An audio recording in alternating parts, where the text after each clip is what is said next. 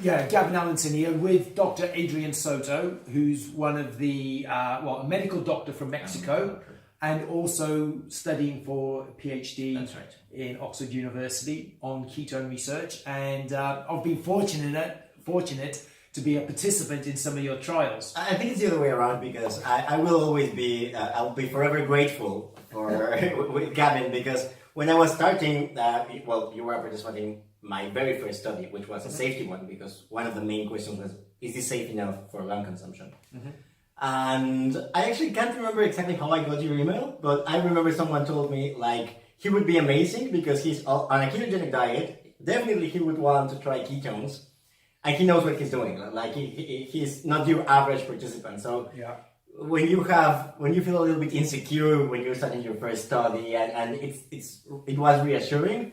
And I'll be forever grateful because Gavin has been a participant not in one but two of the studies, and actually helped me find more participants. So yeah, you even recruited my mum. Yeah, even Penny, also forever grateful with Penny. Yeah, and yeah, it was. I guess I was the fortunate one because it was very timely. Nice of you to say that. But I've really enjoyed some of the conversations that we've had when we've been in the lab doing the research. Now, one of the studies that you've done was about ketones have been known to lower blood glucose, but you're trying to work out the mechanism of how that actually is occurring. You know, what have you found so far, and what's it looking towards? Sure.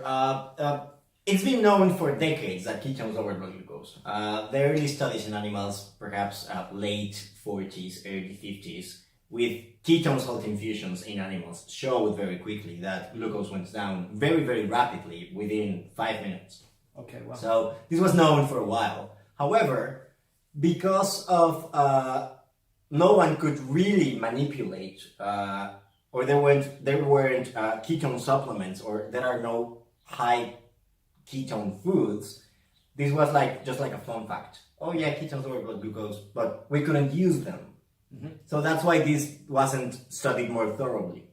What do you mean you couldn't use them because there was no commercially available? Exactly. And that's, I mean, even when most people in metabolic research knew ketones lower blood glucose, there was no practical use, or this couldn't get into the real world, so to speak. So no one really studied it. And when ketones became available, people took these concepts on board again, and of course the first place everyone looked at was insulin, because by then one of the first things we know about glucose is insulin lowers blood glucose. So one of the first places was, let's see if ketones increase insulin secretion, let's see if ketones increase insulin sensitivity. And even when this is true to some point, ketones do raise, but very mildly, insulin secretion. And ketones maybe increase insulin sensitivity. This couldn't explain the very large hypoglycemic effect previous studies had shown. How quickly it happens. Exactly. Yeah. So the study I'm working on, and it's about to end, focuses on a different idea, that perhaps ketones don't lower blood glucose because they remove glucose from the blood. Perhaps they are preventing new glucose to get into the bloodstream. Okay. And this is a process called gluconeogenesis. It happens mostly in our liver and also in our kidney, but in different conditions. And our liver makes glucose, and from what we've seen so far, it is very likely that most of the effect, perhaps not all of the effect, but most of the effect relies on the liver producing less new glucose. Okay. Which, so, hang on.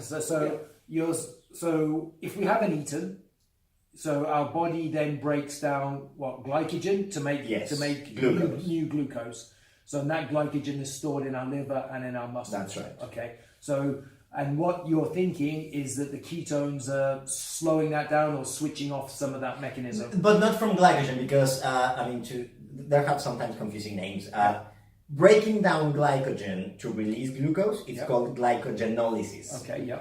Building new glucose from protein, mostly, or from protein-related metabolites. It's called gluconeogenesis. Oh, okay. So it's a molecule of glucose made from things that were not related to glucose. Okay, yeah. Or not directly related to glucose. Glycogen, it's just a long chain of glucose. Okay. So this gluconeogenesis is far more important than we assumed or thought. To put another example, even if you have no insulin, even if you can't produce insulin because you have type 1 diabetes or you don't have a pancreas, for example, your glucose would eventually come down. Mm-hmm. Let's say you can't produce insulin and you have, whatever, 10 grams of glucose, right? Yeah. Our glucose transporters, we have 13 glucose transporters. Only 2 of them are insulin sensitive. Okay. Only 2 of them change with insulin. The other are there all the time. So even when it would take you longer for your glucose to go out of your bloodstream, eventually it will go down. Sure. Because your body is going to use the glucose. Exactly. In other words, for someone living with diabetes, their fasting glucose in the morning, their high fasting glucose in the morning is not glucose from the dinner that hasn't been uptaken by the tissues. It's an excess of new glucose. So people with diabetes not only have an impaired glucose uptake capacity, they have an excessive release of new glucose into the bloodstream. Okay. And it could be, from why is our that data. So why is that happening with type 2 diabetics? It happens with both types of Okay. diabetes. They're producing more glucose. Yes. Okay. And it happens because, in this case, the liver doesn't, understand is a strange word to put to an organ, but the liver doesn't respond properly to the presence of insulin.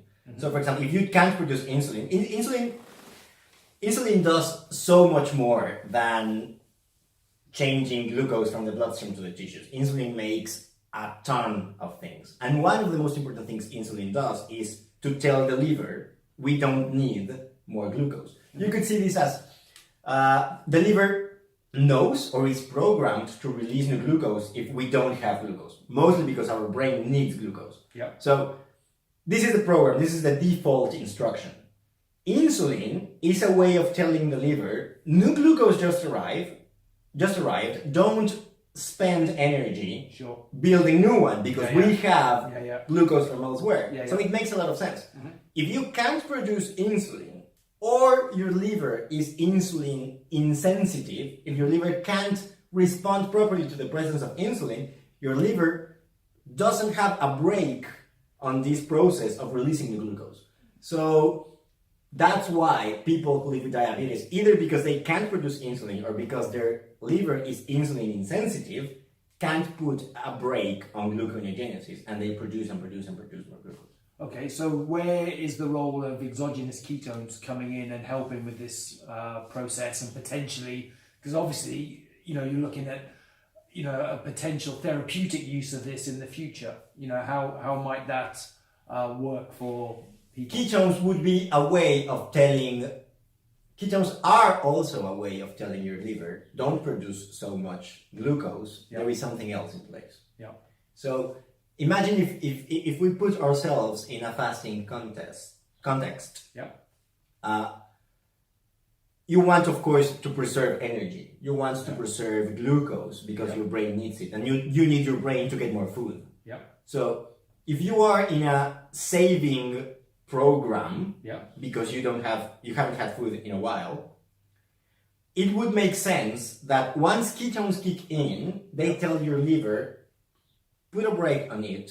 They don't shut it down completely, but we've got ketones. Exactly. We don't need to worry about glucose because we've got a fuel for our brain. Exactly. So just don't waste useful carbons in building more glucose, because we can substitute glucose in the brain. And exogenous ketones could be a way of telling an insulin insensitive liver or insulin lacking person to tell, okay, don't build so much glucose.